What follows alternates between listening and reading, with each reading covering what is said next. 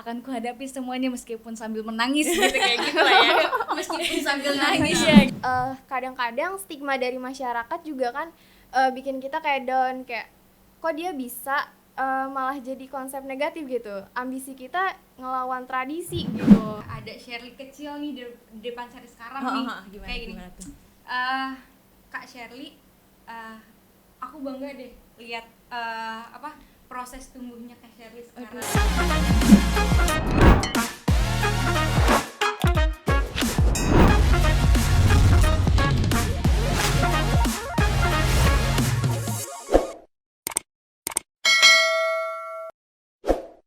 Halo sahabat Childfun, kembali lagi di podcast Ngacayo, ngobrol bareng Childfun. Oke, kenalin aku Tata dan hari ini kita akan bicara tentang anak perempuan karena tanggal 11 Oktober lalu kita sama-sama merayakan Hari Anak Perempuan Internasional. Nah, itu tuh untuk memperingati perjuangan perempuan untuk jadi setara. Dan sekarang ini kita udah mulai lihat ya, perjuangan yang panjang itu udah mulai berbuah manis. Nah, kita hari ini akan membahas tentang khususnya anak perempuan ya. Peran apa aja sih yang bisa dijalani anak perempuan di lingkungan yang udah setara sekarang gitu ya.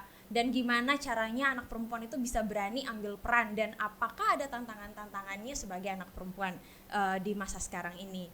Dan hari ini kita udah ada 3 orang cewek-cewek keren gitu ya, girl boss di lingkungannya. Ada Shirley, halo. Ada Sylvie. Halo Kak. Dan ada April. Hai. Oke. Nah, sebelum kita lanjut ngobrol sama mereka, tolong jempolnya dulu ya, teman-teman. Oke. Teman-teman, gimana kabarnya? Baik ya. luar biasa, Sehat-sehat baik. ya. Oke. Sibuk apa sekarang? Sibuk apa? Banyak banget ya kesibukannya kayaknya kita ya. Sih. Gitu. Kalau untuk sekarang aku sibuknya kuliah sih Kak. Kuliah. Iya, sama beberapa kegiatan-kegiatan dari organisasi lain gitu. Oh, organisasi apa tuh? Organisasi tentang fokus di pengembangan tentang anak-anak dan juga perempuannya juga termasuk. Wih, asik ya. Jadi kuliah sambil organisasi ya. Betul. Kalau Sylvie? Sama sih Kak, sekarang sih lagi ya mengarungi kehidupan dengan skripsi ya. Jadi meskipun diterpa banyak yang udah sempros segala macam, tapi masih ya berusaha untuk mengejar juga. Terus juga sekarang ya berusaha aktif lagi lah di beberapa kegiatan kayak di Mitra juga. Terus juga mungkin di wilayah sih yang paling sederhana kayak ikut Karang Taruna gitu. Oh, jadi di Karang Taruna sama di Mitra. Di Mitra ngapain? Kalau di Mitra membantu sih kayak menjadi fasilitator, jadi nanti mau kayak ya semacam memberikan ilmu yang sudah dipelajari untuk dibagikan ke teman-teman. Oh Sharing. gitu, jadi Teman semi-semi kayak ibu guru gitu ya. Wah. Oke, kalau April sibuk ngapain sekarang April? Aku pejuang gap year sih. Oh iya, oke, semangat. Iya. Sama juga sama kayak kakak-kakak di sebelah aku ini, aku sibuk aktif di Mitra dan di Youth Forum Warga Upadaya gitu. Ini aktivis-aktivis muda ya teman-teman ya. Iya. Nah, dari sekian banyak kegiatan kalian nih, kegiatan apa sih yang paling kalian suka? Mungkin dari Sylvie dulu deh. Sylvie dulu deh. Kalau kegiatan yang saya suka sih jujur kayak lebih sering kerja-kerja yang di balik layar ya. Jadi kayak misalkan ya merencanakan kegiatan gitu. Jadi maksudnya nggak show off kayak langsung jadi MC segala macam, tapi kayak membantu dalam hal menyusun kegiatannya seperti apa. Terus juga kalau untuk pekerjaan mungkin kayak ya membantu dalam hal yang di balik layar lah gitu. Jadi nggak terlalu pengen kelihatan ya show off kayak gini gitu, agak nggak terlalu ini sebenarnya. Jadi Kurang pede. pendukung belakang layar. Iya, Oke, April. Sama banget nih sama Kak Sylvie, aku juga senangnya tuh di balik layar Kak. Kayak aku kan senang ngedit desain grafis, video gitu. Jadi kayak aku senang di belakang layar lah, jadi tim PDD nih. Tim PDD biasanya abadi tuh tim PDD itu ya. Oke, Kalau bisa langsung gitu. PDD terus gitu ya. Oke, Shirley. Kalau aku kesibukan yang disukai ya, kesibukan yang disukainya ketemu sama banyak orang, terus udah gitu jadi kalau misalkan teman-teman aku di sini sukanya konseptor gitu, kalau aku jadinya eksekutor tutornya gitu Oke. kan. Jadi kita bisa collab ya kalau misalnya nanti teman-teman ngonsepin suatu acara, nanti aku yang bisa bergerak ya. Bagian tampilnya. Iya betul. Oke. Nah, kenapa sih kalian suka sama kegiatan? Kenapa kamu suka di balik layar? Kenapa kamu suka tampil? Apa sih yang kalian dapat? Siapa dulu? Boleh dari April dulu. Yang aku dapat dari kegiatan dan kesibukan aku yang pertama pasti upgrade skill ya, karena banyak banget nih pelatihan-pelatihan dari Calvan dan Mitra yang nge-push aku untuk bisa ini, bisa itu. Jadi saking banyaknya proses aku jadi upgrade lebih ini buat modal kehidupan juga kan. Oh iya, gitu. iya benar banget tuh. Iya. Buat modal nanti ke depannya Iya, gimana bisa jadi kamu ada freelance skill juga. yang khusus gitu ya. Betul. Keren. Oke, kalau Shirley, Kalau aku yang didapat ya kayak Mm-mm. dari ini banyak banget sih kalau misalnya yang didapat gitu, selain tadi skill gitu, kita juga dapat relasi banyak ya. Aku ada cerita lucu Kak. Apa tuh? Jadi kemarin tuh ada kegiatan, terus ada salah satu ibu guru gitu yang nanya ke aku, kakak udah punya pacar belum? Kayak gitu kan. relasi teman-teman, relasi. Bonus ya, itu bonus. Terus aku tanya, emang kenapa Bu? Katanya, oh nanti mau dikenalin sama anak saya, katanya gitu kan. Jadi kayak itu tuh rezeki yang nggak terduga juga ya gitu. Selain kita dapat skill, pengetahuan, wawasan, pengalaman, ada bonusnya didapat. Oke, cakep. Sylvie gimana Sil? Sebenarnya hampir sama ya kayak teman-teman tadi Shirley sama April. Dan juga kayak yang pasti wawasannya jadi lebih terbuka sih, karena saya pribadi kayak ngerasa kayak skripsi ini lagi bikin pikiran tuh semakin sempit gitu, jadi lingkupnya di situ-situ aja. Nah setelah udah mulai mencoba untuk maju ke depan, terus kayak ngelihat wilayah saya ternyata kayak ini loh lingkungannya, maksudnya kayak lagi ada entah permasalahan atau misalkan hal yang harus digali. Terus juga di mitra saya Panti Nugraha itu juga kayak banyak isu-isu yang harus dilakukan gitu, yang dikerjakan. Jadi ngerasa ternyata dunia seluas ini gitu. Oke, biasanya nih teman-teman yang skripsi kan kayak terkurung di kamar terpuruk gitu kan, ini malahnya dia jadi keluar untuk eksplor dunia luarnya gitu ya. Nah teman-teman, dalam menjalankan kegiatan kalian nih, kan kegiatan kalian tuh bisa dibilang kalian cukup aktif gitu ya dalam komunitas kalian. Pernah nggak sih kalian ketemu tantangan-tantangan, entah itu dari luar, entah itu dari dalam diri? Itu boleh cerita nggak itu kayak gimana? Kalau tantangan itu pasti banyak banget, apalagi kita sebagai perempuan kan ya. Kayak sekarang tuh kasus-kasus banyak banget gitu kan, tentang yang memang korbannya tuh perempuan kayak gitu. Nah selain dari tantangan dari luar juga, yang aku temuin di wilayah aku tuh biasanya dia muncul dari diri dia sendiri. Kayak Kak, aku ngerasa insecure sama diri aku kayak gitu kan. Kak, kok bisa ya gitu, kakak tuh seperti ini kayak gitu kan, apa sih Kak proses-prosesnya? Nah itu kan banyak banget gitu kan yang bertanya seperti itu. Nah kalau misalnya dari aku pribadi sih sharing sama mereka gitu, jadi aku udah pernah melalui proses apa saja sih gitu, jadi biar teman-teman tuh termotivasi. Oh iya, kakak aja bisa gitu, gimana aku juga pasti bisa gitu. Oke, jadi ini ya temen Iya. sharing buat teman-teman perempuan yang ada di komunitasnya. Emang kamu sendiri tantangan yang pernah kamu alami dan nggak pernah kamu lupain itu kayak gimana sih? Tantangan aku dulu tuh aku gak berani Kak, kayak sekarang gini untuk ketemu orang baru tuh aku nggak berani gitu, karena masih malu-malu kan, namanya masih kecil Iya, juga kan, pasti pasti sih, kan ngerasain dong kayak gitu. Nah sekarang semakin berjalannya umur, kayaknya aku nemuin deh tantangan yang memang aku nggak bisa nih kayak gini terus kayak gitu. Jadi harus kayak aku kalau misalnya mau maju berkembang ya aku juga harus berani gitu. Jadi si mental block ini kita lawan gitu kan. Oke, mantep Tantangannya. kali ini. Oke, keren banget itu bisa melawan mental block ya. Biasanya kan kalau cewek-cewek tuh makin nggak bisa, ya udahlah aku gini aja deh, aku Iya, nggak usah ini insecure gitu ya. Wah keren. Kalau April boleh cerita nggak?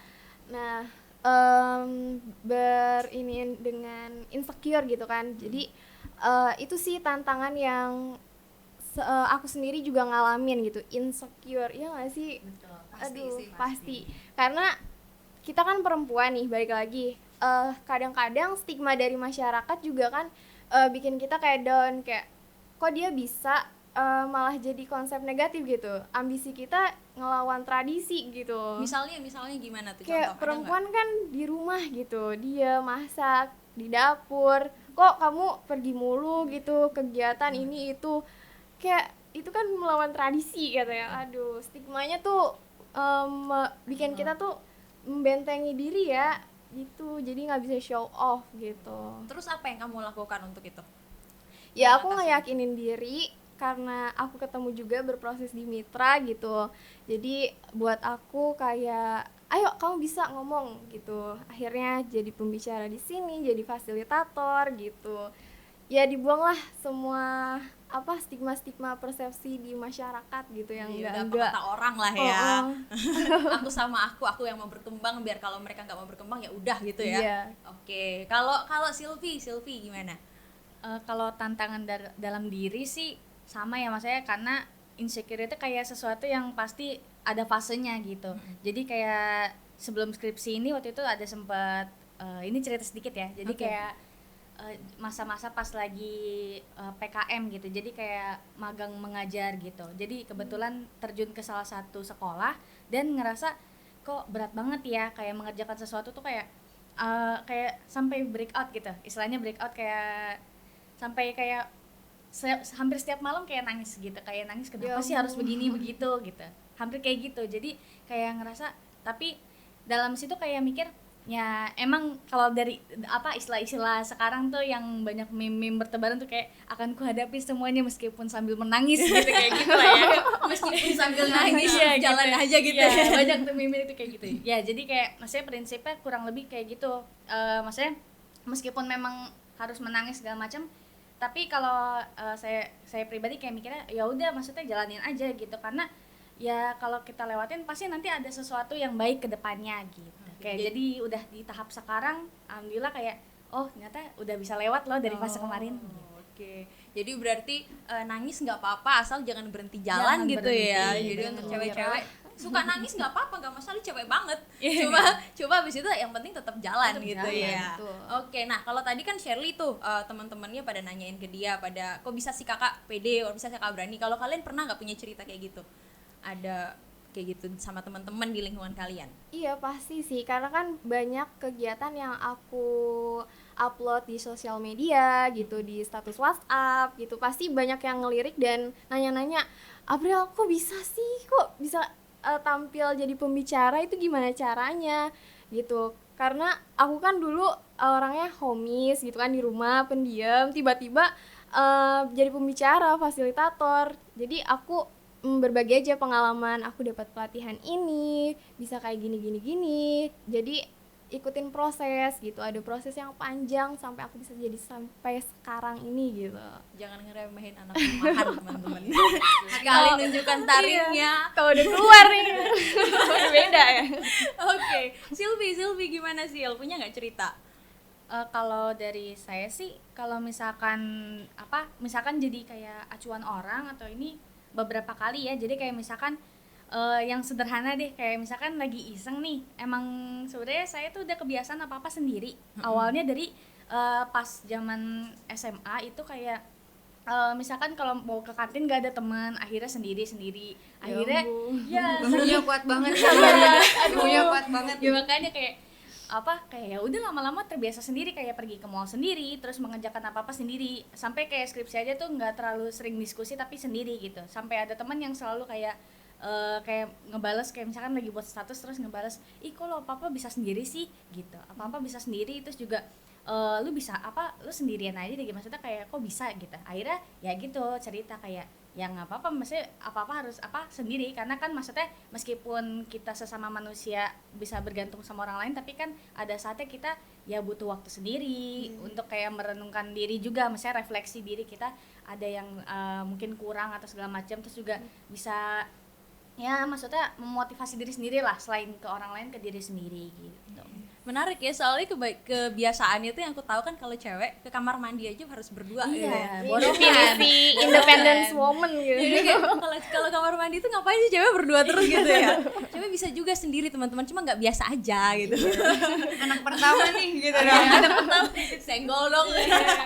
Oke, Oke teman-teman, nah itu kan tadi cerita-cerita kalian sama mungkin lingkungan kalian yang menganggap kalian wih keren banget kok bisa kayak gini kayak gitu. Nah kalau menurut pengamatan kalian sendiri nih terhadap lingkungan kalian, kira-kira anak-anak perempuan itu kehebatannya apa sih? Apa punya nggak ciri khas khusus? Anak perempuan punya ini loh kehebatannya gitu loh. Kehebatan anak perempuan. Mm-mm. Kalau nangis kita tetap menjalankan kan, bener kan Kak? Pasti satu kalau nangis tetap jalan gitu. Jalan aja gitu. Terus apa lagi ya kira-kira? Ya paling selain itu juga apa, karena kalau di Indonesia sendiri kan kita iklimnya memang apa cuma 2 ya, maksudnya beda sama negara lain. Nah itu karena iklimnya 2 kita jadi untuk secara imunnya itu wanita termasuk kuat sih di sini. Maksudnya kayak ya udah hujan malah kalau saya sendiri maksudnya kayak apa udah siap, udah pasti mau itu lagi panas terik juga bawa payung segala macam, jadi kayak udah siap sedia gitu, lebih mengerti gitu Iya. untuk musim. Bener itu, kalau cek isi tas cewek sama cowok lebih lengkap tas cewek, lebih prepare. Gitu ya. Dengan iklim yang contohnya dengan iklim yang tidak bisa ditebak, cewek lebih prepare daripada cowok. Oke, kalau dari April ada nggak menurut April? Kayaknya nggak ada yang nggak bisa dilakuin gak sih? Sama cewek ya? Betul. Semuanya kayak bisa Multitasking deh. banget guys, hashtag multitasker. Iya. Apalagi the power of mamah saya sendiri ya. Oh iya. Saya nggak tahu naruh barang di mana, udah dicari di situ gitu kan. Nggak Ih, ada. ketemu gitu sama mama. Kayak itu the power of perempuan CCTV-nya gitu. tuh di mana-mana gitu ya. Kayak bisa segalanya sih. Oke, jadi anak-anak cewek itu lebih prepare gitu, bisa multitasking sama tadi apa? Teliti juga kan. Oke, baiklah teman-teman. Itulah Ada banyak perempuan. banget pokoknya kelebihan-kelebihan anak-anak cewek itu yang seringkali kita anggap kayak apa sih, biasa aja gitu. Padahal itu sebenarnya hal-hal unik yang bisa kita kembangin jadi kekuatan kita sendiri gitu teman-teman. Nah, kalau menurut kalian nih, pertanyaan agak deep sekarang nih. Waduh. Siap-siap dulu. Kalian gini, kalian seneng gak sih sama kalian yang sekarang? Waduh. Jangan ditanya. Jangan ganti-ganti dong. Gimana? Suka.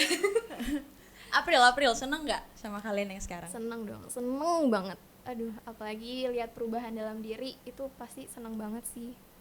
Dari awalnya anak rumahan jadi anak yang jadi pembicara malah ya. Iya. Terus sekarang udah punya skill khusus yang ngejual ya. PDD Iya. tuh ngejual banget loh teman-teman. Terus kalau Sylvie seneng nggak? Dibilang seneng sih seneng ya, maksudnya kalau dari tingkat 1 sampai 10 mungkin sekarang masih di tahap sekitar 7 atau 8 karena ngerasa diri ini kayak masih banyak yang harus di-improve gitu, jadi gak cuman kayak di sini-sini aja, jadi kayak pengennya misalkan setelah skripsi ini pengennya lulus terus kerja apa yang proper segala macam, jadi kayak masih banyak hal yang pengen dikerjakan gitu biar supaya tingkat senang ini bisa lebih jauh lebih baik. Seneng tapi masih mau ngambis gitu. Oke. Shirley gimana Shir? Kalau misalnya gitu ya ada Shirley kecil nih di depan Shirley sekarang nih, kayak gini. Gimana tuh? Kak Shirley, aku bangga deh lihat proses tumbuhnya Kak Shirley sekarang. Terharu guys. Beda ya kan ini kan, ya ampun. Pasti kayak gitu banget gitu karena Shirley yang sekarang tuh melewati banyak proses juga gitu kan. Terus dari banyak ketemu sama orang-orang hebat juga gitu kan. Terus dengan mengikuti kegiatan-kegiatan atau pelatihan yang diselenggarain sama mitra maupun dari Celvan, itu tuh ngebentuk banget nih buat anak-anak remaja termasuk Shirley gitu, jadi bisa seperti sekarang gitu Kak. Jadi kayak ini loh buah dari kakak-kakak dari Celvan atau dari mitra yayasan gitu, udah ngebentuk, ngefasilitasi, ini loh gitu buahnya hasilnya. Jadi kalian udah berkembang banget gitu ya, jadi yang sekarang. Iya loh, nggak gampang lo ngomong di depan orang, ngomong kayak kalau Sylvie setahu aku ngajar ya, itu nggak gampang loh, maksudnya dari kalian yang anak rumahan terus tiba-tiba berkembang jadi ini keren. Nah kalau 5-10 tahun ke depan, bagaimana kalian melihat diri kalian? Gimana nih? Gimana ya? Gak kelihatan nih. Aduh, gelap guys, Masih gelap nih, masih remang-remang.